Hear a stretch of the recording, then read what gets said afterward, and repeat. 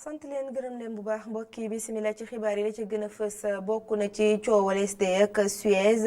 directeur bu ARMP di ci andi ay leeral li mu gis nag mooy njëkk li nga xamante ne dañu ne tey Suez da koo joxe moo ëpp bu SDE bi loolee nag amul benn yoon li am rek mooy dafa leeragul bu baax ci bopp askan wi waaye it li ma ci yokk mooy waa ARMP ña ngay amal liggéey bu mucc ayib ci wàll wi ci aada ak cosaan daañu waxtaane ci naka la ñu gën a ñoŋalee suñu aada ak cosaan waaye it kàllaamay réew yeeg ni mu yaatoo fas yéene ko jaarale ci ab caravane buy wër Ndakaaru war a dem ba monument de la Renaissance loolu tax a jóg groupe label comme ñu war a sóobu ëllëg ci ab ndaje exposition maanaam dañ doon wane ay nataal yoo xamante ne nag doomi réew yi Afrique yi la ñu ci bëri nag dañoo joxe seen bakken ngir jàmm daal di am ci seen réew thème ba nag mooy bàyyi naa lépp looloy ponk yi mbokk yi bu ngeen taaxiloo ñu daal di koy faram-fàccee.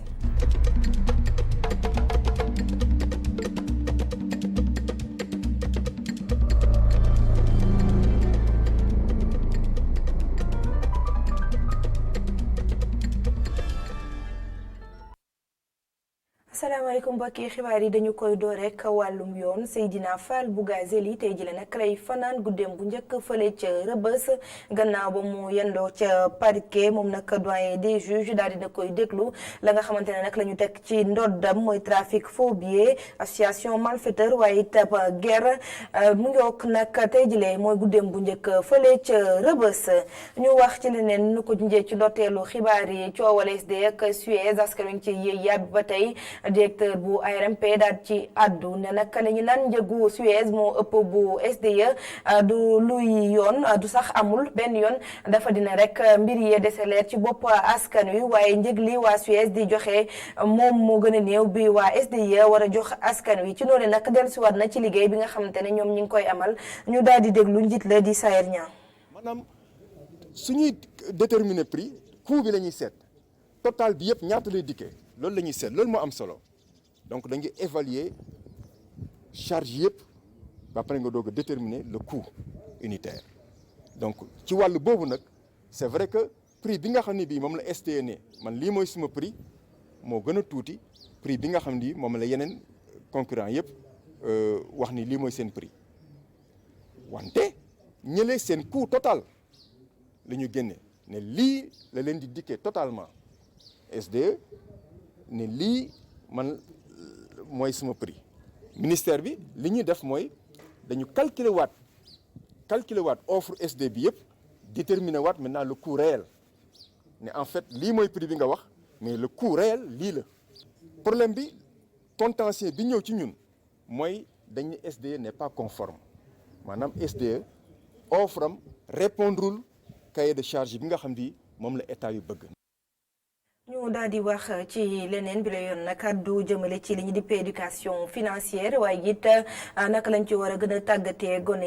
yi nekk ci daara yi kawe yi moo waraloon ñu amal lëppalal ñaari fan yoo xamante ne dañ ci doon wéccante xalaat lëkkaloo bu am ci diggante ñu yore wàllum données personnelles ak njiital banque BCEAO ca noonu nag jàngat yu mag daal di ne génne ca waxtaan wa reportage Abdourahmane Ly. éducation de base njëriñam doon mbir bu kenn dootul naatable ci àddunay nit ci jamono joo nga xamante ni xaalis lu muy circuler bëri na loolu ak jamono jo nga xamante ni ñu ngi wax mbiru digitalisation au système financier yi ak lépp li nga xamante ni ëmb na ko lii di yar jëm ci wàllum nu ñuy gérer koppar gi ngir yenn ci ay étudiants ci logique woowu lay wëyandi bu ñu sukkandikoo ci directeur généralu BCEAO bi. bëgg leen a teel a jàngal leen lan. ñu xam lan mooy xaalis ñu xam nan ngay jëfandikoo xaalis ñu xam seen budget ndax doom ji nga yore ci kër gi war na mën a xam weer wi lu mu cay soxla yooyu lan bëgg yee leen ci ñu xam ne loo nekk ndaw tam il faut que nga mën a lu teel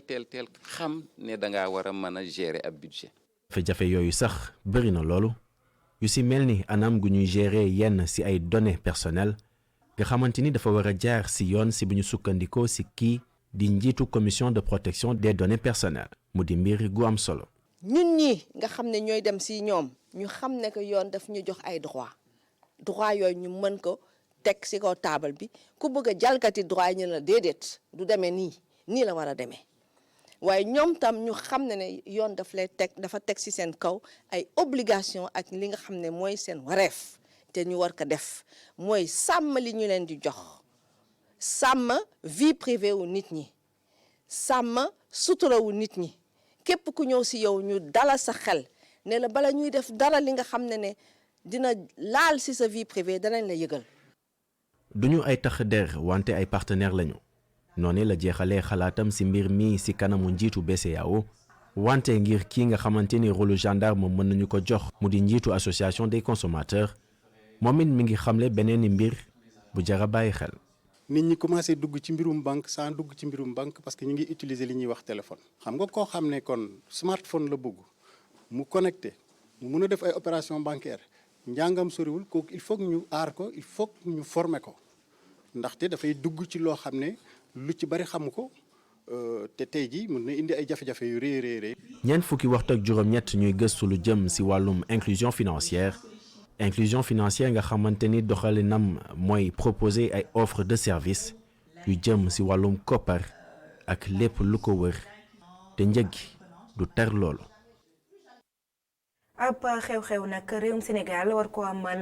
ci atum 2020 yemoo ko weerub soin ci noonu nag waa Senelec daan dañu soob bu baax ci mbir mi loolu waraloon tey jile ñu amal ab waxtaan ak kuréelu société yi joxe courant te nekk ci réewu Afrique yi boobu la xew-xew nag bokk na ci yu gën a mag yu ñuy faral di dajaloo reportage Alioune Gueye Augustin Manda. mu nekkoon ab ndaje waxtaan lépp jëm ci wàllum courant. ci taarixu Afrique waa Senelec ñoom ñi nga xamante ni ñooy dalal xew mile di wax ni lépp yemb na. congrès bi nag benn association bu ñuy wooyee ASEA boo xam ne dafa tënk société d'électricité yëpp ci Afrique xam nga lu ëpp 50 sociétés d'électricité boole ci aussi at ay partenaires techniques yoo xam ne ñoom ci affaire defar ay équipement ci la ñuy liggéey donc ñu dajoon fii. pour xool congrès bi mu nga xam ne dénk nañ ko Sénégal nan lañ koy organiser nan lañ koy doxalee lu ci war yëpp nan lañ koy defee. nguuru Sénégal jël ay matukaay yu mucc ayib ngir xew mi la jëm ci wàllum courant ci Afrique mën a am ci ay anam yu gën. xamal nañ leen aussi lu fi am ci wàllu infrastructure muy infrastructure hôtelière muy aussi infrastructure donc ay transport. muy bépp xeetu infrastructure boo xam ne dina faciliter congrès bi te lu ñu leen wan ba ñu gis ko ci centre Abdou Diouf ak ci Saly aussi loolu vraiment dal na seen xel. ñoom ñi nga xamante ni ñoo jiite association buy liggéey ci wàllum courant ci taarixu Afrique gis ni li tax ñu tànn Sénégal du neen. L'importance de l'événement a fait que ça fait solo su événement bi am tax na booy xool ñaari at ba léegi ñu ngi koy wàcce amoon nañu réunion bu njëkk ci janvier 2018 fii ba tax na boo xoolee kuréel yi ci bokk yëpp amoon nañ ci ay liggéey bu am solo comité préparatoire bi sax def na ci liggéey bu am solo looloo tax ñu gis résultat bi tey loolu lépp boo ko xoolee nga xam ne réewum Sénégal pare na ngir dalal xew-xew bi. Le Sénégal est prêt pour accueillir cet événement. ñaar fukkeelu congrès bu association buy liggéey bu jëm ci wàllum courant ci taarixu Afrique ñu koy amal ci atum 2020 fii ci Sénégal ba tax na waa Senelec di liggéey bu baax ngir xew mile daal di am ci anam bu gën. gannaaw courant gi nag ñu wax ci wàllum développement ak taxawaay bi ci soxna yi war a am ñu gis ne nag suñ ci defee pas-pas waaye it gën leen a boole ci doxalin wi dana gën a suqali réew yu ci mel ne Sénégal loole nag di gis-gisu Evelyne John Simpa moom nag mooy njiital groupe d'investissement Wik Capital kàddu yi nag mi ngi ko yëkkati gannaaw ba mu doon amal ab ndaje waaye it gën naa wéeru ci solo sa soxna yi ci wàllum koom gi ñu taataan ay kàddu. ñu li waral ñu taamu jigéen yi ci suñu cible dañoo gis ne ci Afrique jigéen yi ñu ngi yëngu ci économie ci mbirum économie waaye ñu ngi yëngu ci ay entreprises yu tuuti. état de fait boobu li tax jigéen yi nekk guñu ci seen doole nekk ñu di utiliser 100% seen doole ci économie yi dafa nekk di wàññi Afrique di ko delloo ginnaaw. léegi ñun ñu gis loolu yëpp ñu ne ñun entre jigéen ñi am tuuti nañu boole li ñu am. ñu fondé benn fonds d'investissement boo xamante ne dafay financer jigéen yooyu ba pare dooleel leen ci xam-xam tamit xam nga boole leen ak ñoo xamante ne mën na leen jàngal dara ci seen activité boobu investir ci jigéen mooy investir ci développement Afrique te bi ñu wax investissement ñun waxatuñu ay financement ay subvention ay meilleur xaalis investir mooy dugal xaalis bi ci entreprise bi liggéey jur dara mun a delloo ki ko financé munaat investiraat feneen noonu la ñuy génnee ci mbirum aide. ñu wutali ci foire bu Ndakaaru ak fukk ak ñaareelu foire bi ñu jagleel téere ñu daal di koy ubbi boobu ba tey nag soobu ci mbir yi gone yi nag tàmbali faa dem di doxantu ñenn ñi sax di ci jënd ay téere ngir gën a xam li nga xamante ne moo nekk ci yooyu les téere waaye nag ca wet ga ña nga ca doon tàggat yenn ci taskatu xibaar ci kàllaamay wolof foofee nag ndaw ñi rawatina ñi nga xamante ne ñooy ndongo yi ñenn ñi nag gis ne yooyu les téere dina leen dimbali bu baax ci seen wàllum xam-xam neem sax jumtuwaayu xarala yu yees yi ñu ngi fi reportage Alioune Guèye. lii day tax ngay gën a xam lii bokk na ci affaire yi gën a baax ci àdduna bi. bëgg naa ko trop parce que saa su ma wàccee su ma jàngee sama leçon yi su ma amul lu may def soit ma def ay calcul wala ma jël sama manuel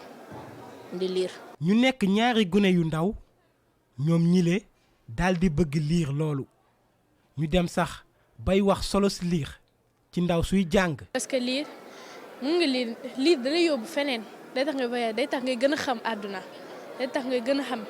ay affaires yu bari ay livres genre ay romans wala ay kii même ay bandes dessinées yëpp laay lire. parce que damaa bëgg augmenter sama connaissance am tamit vocabulaire yokk tamit sama vocabulaire parce que am na mots yi nga xam ne doo ko xam mais boo lire ci manuel bi di nga mën a lire lépp. suñu dégloo yenn ci bindkat yi. xarale yu bees yi moo tax élèves yu bëri nangootuñu lire léegi. ku bëgg am benn savoir bi il faut que ngay def ay recherche di lire mën a aussi comprendre français bi mën a lire mën a conjuguer bu baax sa verbe bi mën a am orthographe bu baax tey téléphone baax na dinañu jàppale pour communication bi mais nga bàyyi sa téléphone aussi yenn saa yi toog di lire dina la permettre ngay développer sa savoir bi tamit. bokk naa si nag tuuti bokk naa si mais loolu mënul ñàkk léegi ñëpp a koy utiliser loolu baax da nga koy utiliser sax pour jàng léegi existé na sax ay application yoo xam ne pour loolu la pour lire kese mais ba tey waruñu bàyyi livre yi. ñoom élèves yi ñu mel ni kuy ñaax seen ay moroom ñu daal di fonk lii di lecture ngir mën a yokk seeni xam-xam. voilà te ñuy lire di basé wu trop ci étude bi parce que étude bi am na solo trop parce que ëllëg mun ngaa dem doone ay magistrat ay ministre ay président yooyu te loolu boo jàngul doo ko am. soo liirul day mel ni bokkatoo sax ci kii ci intellectuel yi ndax lii moom mooy affaire yi gën a bokk na si gën a baax ci àdduna bi. lecture nekk mbir moo xamante ni dafa mel ni dafay faj suñu dégloo yenn ci bindkat yi waaye ba xarale yu bees yi ñëwee ba tey élèves yu bëri daal di koy taamu ba tax na fonkatuñu lii di lecture. boobule foire nag ñu jagleel ko téere yi war a dem ba ñaar fukki fan ak juróom benn ci weer wi ñu nekk ci noonu nag gone yi soobu ci liifantu ga waaye ki nga xamante ne nag moom mooy chef division bibliothèque bu direction du livre ma ngay àddu ci solo sa thème bi nga xamante ne taamu nañ ko ñu taataan ay kàddu. donc thème bi dafa am importance loolu daal foog naa parce que la citoyenneté mooy lan bon nit ki ni mu war a mel. ci société bu muy dund mu nekk lu muy def nu muy comporté woo tout ça ouais. Bon maintenant livre téere mooy li nga xamante ni day wax ci lépp donc bàyyiwul dara donc livre day wax ci citoyenneté bon livre day participer ci luy former individu par exemple. nu la ko junjee ci ndorteelu xibaar yi ñu wax ci wàllum aada ab caravane nag lañ fas yéene amal ngir wax ci aada ak cosaan waaye it li nga xamante ne mooy moomeefu réew mi gën koo suqali ba askan wi daal di ci jot fàttaliku waaye it bàyyi xel bu baax li nga xamante ne ñoo ko moomal suñu bopp conférence nag lañu amaloon la ñu war a amal ñoom waa groupe label ëllëg ak jàmm nag ñu fas yéene soobu ci mbir mi waaye laata loolu tajawoon nag ak way taskatu xibaar yi Tidiane Cissé. Sénégal doon na réew bi nga xamante ne bëri na ay culture loolu depuis ci culture wolof pël mandeng wala sax ci joolaay yi loolu doon na atu bu am solo bu autorité yi war a promouvoir. lu tax ñu war a def loolu dafa am ni ma metti parce que damay dem en général dans pratiquement toutes les villes du monde mais sur le plan culturel dëkk bu si nekk am na activité culturelle bu rëy bi nga xam ne c'est majeur dafay bu ñu waxee rek dañu xalaat dëkk boobu bu ñu nee tey FESPACO ñëpp dañu xalaat Ouagadougou bu ñu nee Cannes ñëpp dañu xalaat ville de Cannes am na carnavalu Rio am na acteurs culturels il faut ñu jàppale leen ñun suñu fonds d'appui aux initiatives culturelles ñu jàppale ko mais loolu moo tax ñu ne nañ leen boole ñu def benn activité benn nuit bi nga xam ne si wala benn guddi bi nga xam ne si wala benn semaine bi nga xam dañ koy jël uniquement pour activité culturelle dans l'année. pour jàmm am ci réew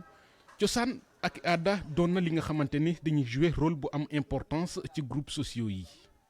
culture moo mën a porter combat bi culture moo mën a tax ñu waxtaan déggoo parce que le cousinage à plaisanterie léegi tey professeur bi séeréer la ma ngi takki ni tukulóor yi man mii waalo lébu bi dañuy takki nente donc Sénégal noonu lu ñu koy def. culture mooy suñu aada la suñu cosaan la bon culture mooy patrimoine bi la daal mooy li ñu moom mooy li ñuy définir voilà donc loolu lu jar a wane la et puis culture Sénégal comme ni ma ko waxee sànq dafa riche dafa divers. carnaval bu ndakaaru bilee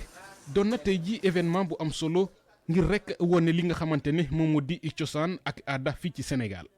dinañ am diversité bi ñuy wax noonu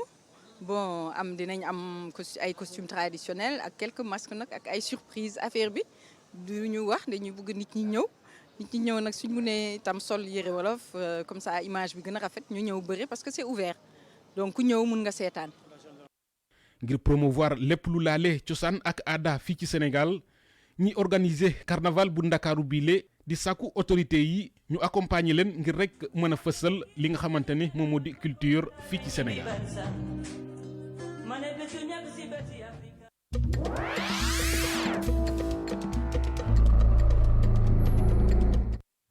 xibaar bi ci réew nag dañu koy dooree ca Gambie ñoom ña ngay wéyandi seen déglu gannaaw xew-xew ya fa amoon ca nguurub Yaaya Jammeh am ñu fa doon tooñ ba beddi woon leen ñu génnoon ca dëkk ba lu tolloog nag junni ci ay doomi aadama mbir moomee laaloon na leen loolu ñu ko fësal ñooy waaye Amnesty International ñu dem ca Gambie fekk fa suñu ndaw Amadou Bari.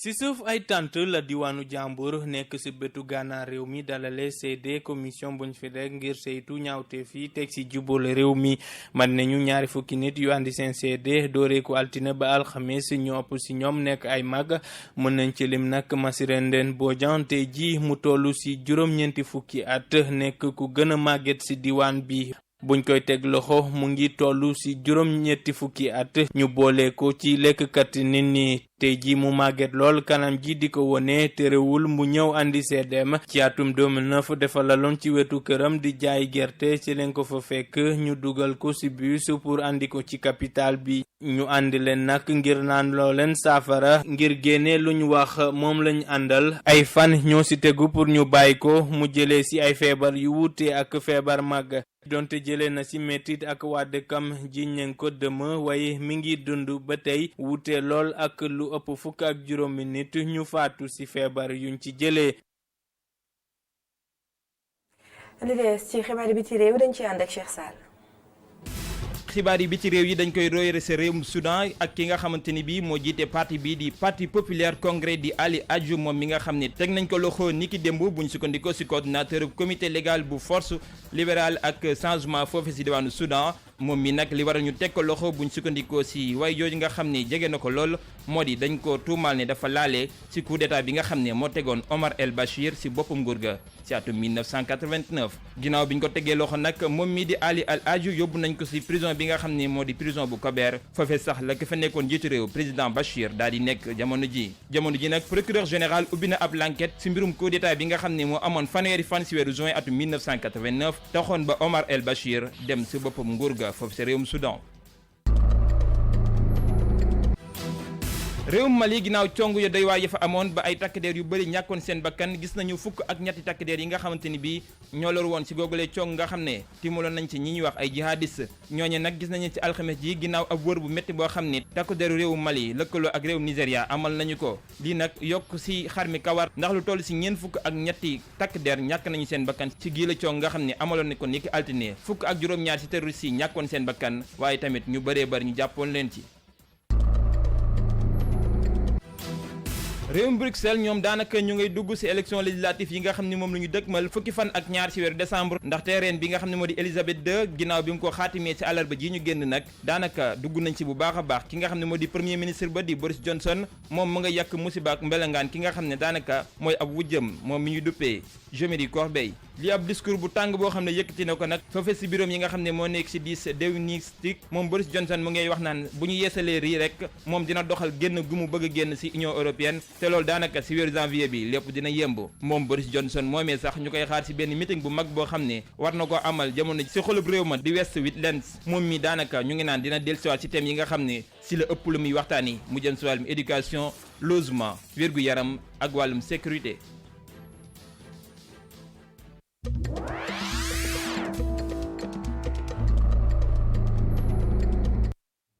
ab exposition nag la ñu amam jël ay nataal daal di ko fay teg bokk na ca nataal la ñu ca teg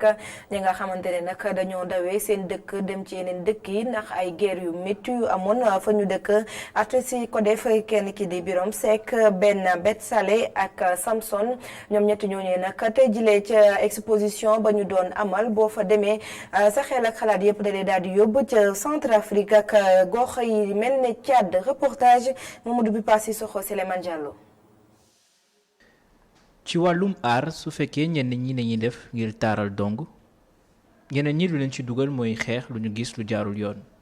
Ben Bet Salel di artiste américain ak Birom Seck di photographe sénégalais ci loo boobu lañ bokk seen exposition bu ñu dippee j'ai dû tout quitter maanaam lépp laa fi ba ñu ngi wax ci dundinu ñenn ñu fekk république centrafricaine ak Tchad ñi nga xamante ne lépp lañu baax seen ginnaaw ndax ay guerre comme portrait bi ñu defal kenn ci ñoom ku tudd Pascaline. Pascaline mooy suñu portrait phare fii mën nañ ko wax ci exposition bi moom mooy image de la femme africaine c'est ñi nga xamante dafa ñàkk jëkkëram te moom moo yor ñetti doomam ñi nga xamante ni ci moom la ñuy mooy seen sous-couvert léegi biñ dalee ci moom environ ay 8 heures su guddi nga xamante ne boobu ngay yow ngay naan maa ngi nelaw wala ngay préparé wu pour def leneen ci li nga xamante ni ci lañ dal ci ñoom ñu waral bàyyi lépp daw ànd ak ay doomam pour xool ndax dinañ am jàmm sinon ñu ray leen. passé nañu ay 20 jours maanaam ñaar fukki fan ci àll bi lekkuñu te dañuy xaar ba taw ñu doog a naan 20 jours pour nga dem benn ak dëkk mooy maanaam Bangui ci la ñu egsi foofu benn parce que c'était une commerçante jaaykat la ci la dajal foofu ak benn clientam ki nga xam ne moo ko recueillir ci këram mais fekk sonn nañ doomam sonn nañ xamul woon ni sax mu ñoom dinañ egsi Bangui ba dund. ci côté tableau yooyu nag am ay photo yi nga xam ne moom la Sénégalais yi di gën a xool si. Sénégalais yi maanaam en fait gisuñu seen bopp ci li nga xamante ne moom la ñuy peindre dañuy gën a gis seen bopp ci photo yi ñuy jël par exemple boo gisee album photo bi Birom Seck def ci la ñuy gën a gis les gens ci la ñuy gën a photo ça leur dit moom moo leen di wax au fait par rapport ak tableau yi nga xamante ne moom la ñu peindre. exposition bi nag mi ngi wane histoire ñenn ñu nga xamante ne ñoo déplacé wu waaye mënuñ génn ci seen dëkk ndax ay guerre CICR di comité international bu Croix-Rouge lu mu bëgg a wane ci exposition bi mooy ni phénomène bi toll fii ci biir Afrique exposition bi nag mi ngi amee ci place du souvenir te nar a jeex samedi 23 novembre 2019. tàggat yaram Mbagnick Ndiaye nekkoon tey jii ganub groupe Média Invest amaloon fi nag ab visite dellusiwaat na ci judo kon na muy dundee ci réewum Sénégal mu gis ne nag dafa nekk discipline boo xamante ne amul jàppale benn yoon ci fàttali moom mooy champion d'Afrique waaye dañu ko mujjee daan ci Open bu amoon fii ci Ndakaaru Sékou Seydi Sidiña ay semaine rek ginnaaw biñ ko daanee ci final Open Yaoundé bi Mbagnick Ndiaye dañ ko daanaat ci final buñ doon amal ci Ndakaaru doomi Algérie bi di Mohamed El Medi Lili moo ko daan Open boobee ñu jeexal ko dibéer gee ñu génn ca Dakar Arena bu Diamniadio waaye moom milee utul ab layu champion d'Afrique bii lee jàpp na ni amul lenn loo xamante ne bis ni ki tey dafay yomb ci moom. ay sportif de haut niveau lañ sport de ku ne sport de haut niveau da ngay attendre à tout parce que instant yi nii maa jiitu ci Afrique ñëpp ñu ngi may xaar sama vidéo yi la ñuy seetaan ñoom la ñuy entraîner fu ñu toll. man tamit maa aussi essayer di continuer di entraîner di xam nga di jéem a def lu ma mën pour garder le cap quoi métti woon na parce que voilà man yaakaaroon naa ne waroon na mun a yomb si man quoi. Mbagnick Ndiaye mooy yaakaaru Sénégal ngir mu jëli médaille olympique mi nga xam ne Sénégal mu ngi koy mujjee jël atum 1988 ca Séoul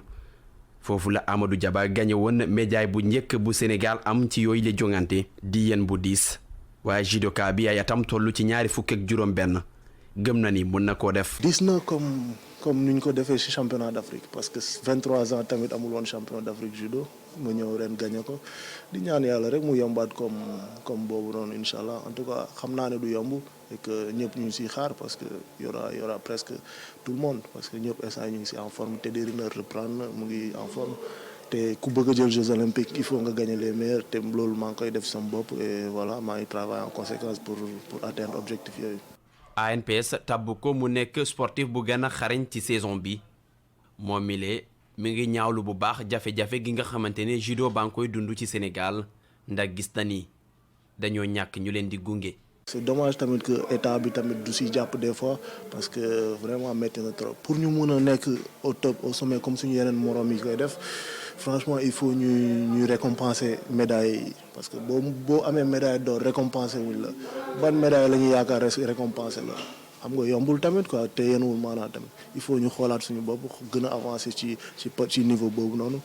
et que voilà yaakaar naa ne bu ñu commencé di récompenser athlètes yi rek résultat yi dina gën a jëm kanam quoi man je pense que loolu rek moo manqué. Mbagnick Ndiaye dina bàyyeekoo Ndakaaru niki tey ci ngoon wutali ca France ngir jeexal jàngam ci wet gi athlète sénégalais bii dina wàcc Jeux olympiques yi ñuy amal ca Tokyo ci atum 2020 di ay Jeux yoo xamante ne bu buggee rek ràññeeku faa mu laale ak ay ndaanaan yu mel ni Teddy Riner ngir rek mu mun a bokk ci podium olympique bi. jaajëfal bu baax Sékou Seydi mbokki fii la xibaari marax yi di daal di buuree 19h45 Assane Gueye andi leen xibaari ci kàllaamay nasaraan jaa ngeen jëf.